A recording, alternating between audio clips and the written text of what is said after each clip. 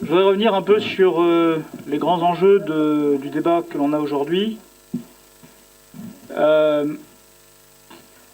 On a eu donc l'intervention de Philippe Michel qui nous disait qui nous faisait un peu la morale en disant qu'on avait une rengaine qui était de noircir le tableau à chaque fois qu'on se voyait ici pour des rencontres de nature budgétaire. Je voudrais simplement lui rappeler que si on a ce débat, c'est bien parce que à chaque fois qu'on se voit ici pour parler de budget, de compte administratif, on nous assène une propagande complètement fausse sur la situation économique de la Calédonie avec un auto-éloge du gouvernement et du groupe Calédonien Ensemble. Et moi, je suis désolé, mais j'aime pas qu'on prenne les Calédoniens pour des imbéciles et j'aime pas qu'on prenne les élus du Congrès pour des imbéciles.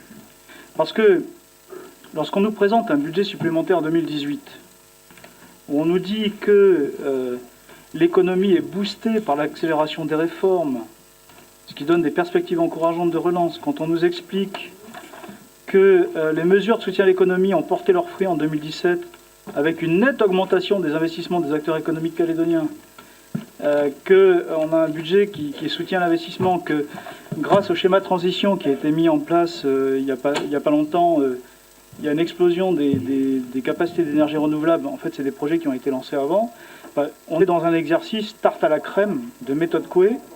On essaie de nous faire croire que vraiment, avant c'était la catastrophe et que là, on a un gouvernement extraordinaire qui nous permet de vraiment de voir la vie en rose. Sauf que, je vais répéter ce qui a été expliqué lors du débat sur le compte administratif et lors de l'examen du rapport de la Chambre territoriale des comptes. Cette soi-disant embellie des comptes de la Nouvelle-Calédonie, elle relève du cosmétique et d'un habile habillage des comptes. Je vais donner quelques exemples. Tout à l'heure, le président du gouvernement a essayé de nous dire « Non, mais les chiffres ont baissé, mais en fait, si j'avais pas fait ça et si on n'avait pas fait ça, ils auraient été supérieurs. » J'ai jamais vu ça dans un exposé de gestion, ni dans le privé, ni dans le public, mais bon, c'est nouveau, ça vient de sortir. Si on regarde en réalité l'évolution des chiffres des recettes fiscales, prenons les deux impôts principaux en impôts directs, l'impôt sur le revenu des personnes physiques et l'impôt sur les sociétés. Eh bien, on est passé en 2014 de 22,8 milliards pour l'impôt sur le revenu à 21 milliards en 2017. Ça s'appelle une baisse. Sur l'impôt sur les sociétés, on est passé de 35 milliards en 2014 à 27,5 milliards en 2017. Moi, j'appelle pas ça une performance économique.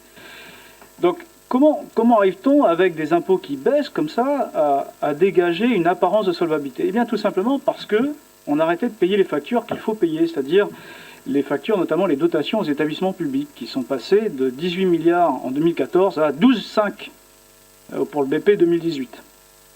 Les charges générales de fonctionnement ont très peu baissé, de l'ordre de quelques centaines de millions, et les charges de personnel, eh bien, elles continuent à croître.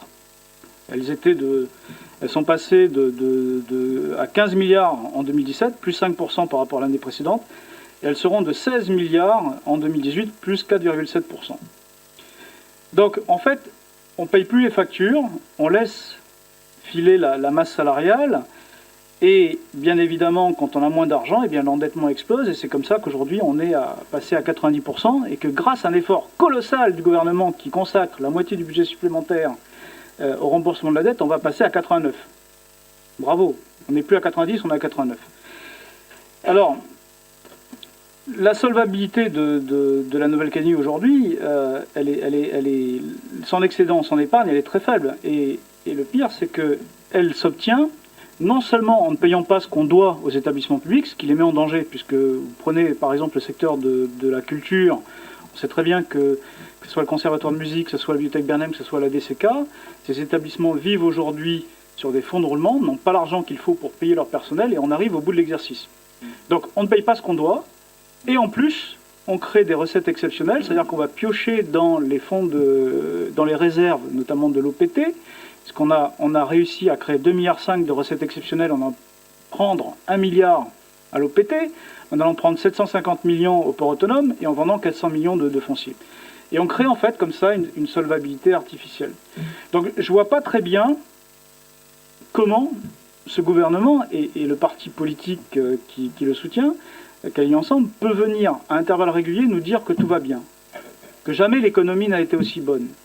Mes collègues vous ont fait la lecture du rapport de conjoncture de l'IOM, qui est accablant, qui vous indique qu'il y a un effondrement de la confiance des investisseurs. Et dans toutes les économies, les choses sont simples. C'est quand il n'y a plus d'investissement, il y a destruction d'emplois. Et effectivement, aujourd'hui, eh bien, on a une morosité sur le marché de l'emploi.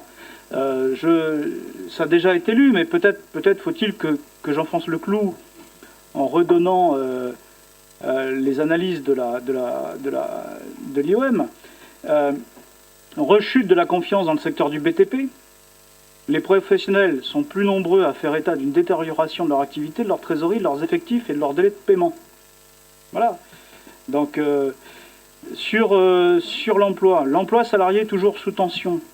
Bien que stable par rapport au trimestre précédent, le nombre de demandeurs d'emploi en fin de mois s'affiche en recul sur un an, matérialisant probablement un découragement de certains demandeurs d'emploi face aux difficultés rencontrées sur le marché du travail. Tout ça montre, mes chers collègues, que la clé de la santé économique en Calédonie, c'est la confiance dans l'investissement.